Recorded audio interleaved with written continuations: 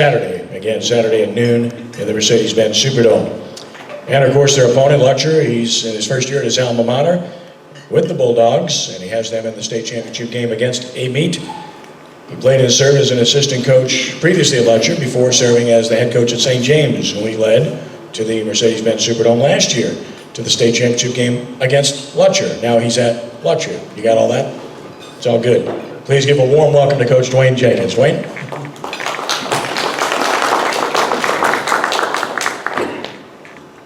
Thank you all for having me again. It's always great to make that drive from Lutcher to New Orleans for this week. It's an exciting time. I'll spend a little bit of time talking a little bit about some history here, though. One of the things that kind of hit me Friday night after we had a historical win on the road against West Feliciana is every day we practice on our game field, and hanging up on our press box is a sign that has 7 state champions on it. And up until this point in our storied history of our school, we've never been able to make it back to the state championship game after winning one of those state championships. And this team has carried that burden with them all year long, having that target on their back, not having some of those same guys back. But me as a Lutcher alum, as a graduate, as a guy who grew up dreaming of playing on that football field, it hit me and that how privileged and blessed I've been. And how privileged I'm blessed I am to be the head coach at Lutcher High School. But also that I have a burden to carry as well. A burden that I carry for those coaches that came before me and built that program. And I would be remiss if I didn't mention it right now, because one of those guys is in this room. One of those guys that built the Lutcher program into what it is today. And we talk about the 70s when the golden age of Lutcher started with Coach Santamon and Coach Monica as the offensive coordinator, winning the state championship in 1975. And Coach Monica moving on to become the head coach and winning one in 78. And Coach Richard with Coach Atelier as an assistant, winning it in 83. And Coach Atelier coming and winning it in 3, 6, 9, and 15. I don't know if we're fortunate enough on Saturday at noon to be privileged enough to beat a great Amite football team, if I'll be able to put in words what it means for a guy from Lutcher to carry on that legacy that those guys that came before me have set. And I'm thankful every day that I go to my office for guys like Coach Monica and the program that they helped establish in Lutcher, Louisiana. It's a small town. We're not known for much besides football and bonfires. And this is the one weekend where both of those two things collide. We have a very formidable opponent. Coach Powell's done an excellent job in his time at Amite. They are as explosive as you can be on offense.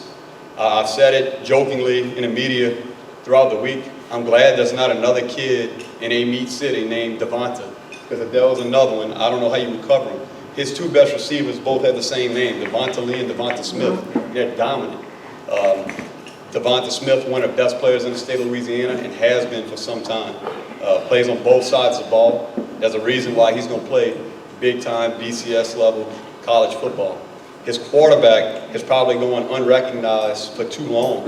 Elijah Walker was a great football player last year as a junior, and he has been outstanding throughout the playoffs.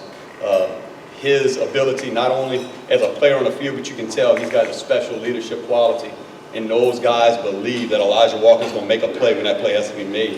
He had a couple of instances this past week with that backs against the wall against a good Kaplan football team where Elijah Walker just stepped up and made plays. Defensively, they're aggressive, they're big.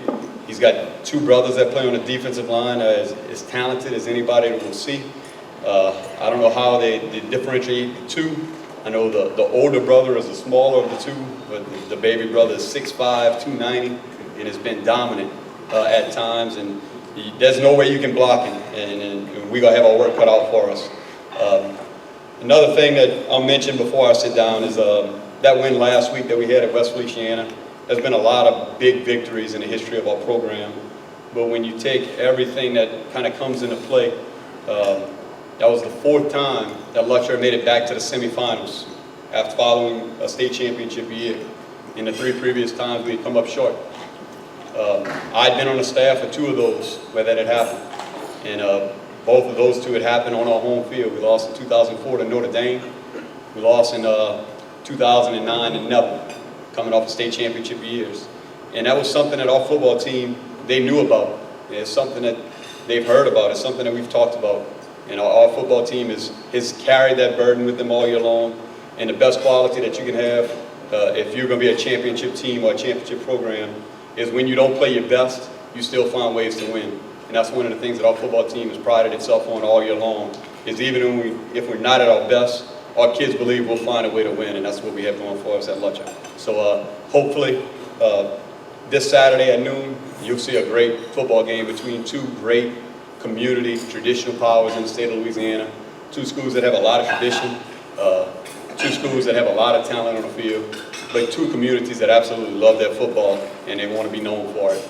So come out to the Superdome on Saturday and watch a great game. Thank you.